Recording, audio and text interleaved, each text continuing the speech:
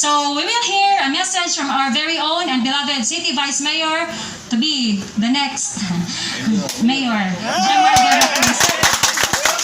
Salamat kayo, Day. Ang ako lang gustong ipabot sa inyo o sa akong mga kauban na gusto na ginawang masigurado ang tanan. No? Sigurado tanan, sigurado ta sa trabaho, sigurado sa paglakaw-lakaw, sigurado sa dangatong benepisyo pag-abot sa Pasko. No? Sigurado yun. No? Ang mga regular swerte, no? Kay kung dili na sila kadawtog sa 60,000, sa 65,000. So, dili na mo boss niya, no? So, wala na ako. Ang ato lang ani, atong casual, gagmay lang din sila, pero sa lang, naagya po mo kanang mapahatag sa inyo sa local government. Pero doon ay kondisyon. Doon ay kondisyon.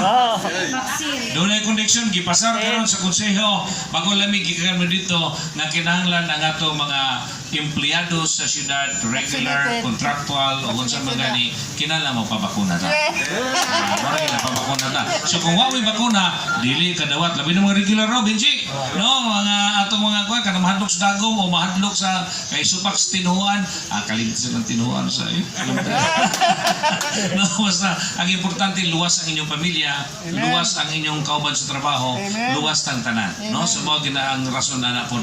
Kung diligin mo mo pabakuna, kay gahit yun ng ulo, ngayon na mo ka ng gitawag ko ka ng certificate, medical certificate, gikan sa doktor. Tapos, wag ilisod. So, muna, tapos, kung mapabakuna sa mo, doon na sa ito'y papremyo, no? Papremyo sa pagbakuna, no? Doon na napulo ka mountain bikes, abot, pila na, pag ako na sa Iran, nasa 18 to 20,000 magkaroon na usana, no? Napulo ka mountain bikes, napulo ka tablets, usagatos ka sa akong bugas, o na-cash price incentives na 10, 7, o 3,000. No? So, bakunado pa mo, protektado pa mo, napag-i-premyo. Diba? So, katong nagdua-dua pa mga government employees niya, ayaw na pagdua-dua. No? Pagpapakuna na tantanan. So, kaninyo, anong amon hindi kumpanya din ang bakuna para kitang tanan, sigurado ang atong panglawas sa politika. So, daghang salamat, mayong udto, o ngunit ito natahapit, kumasin blessing.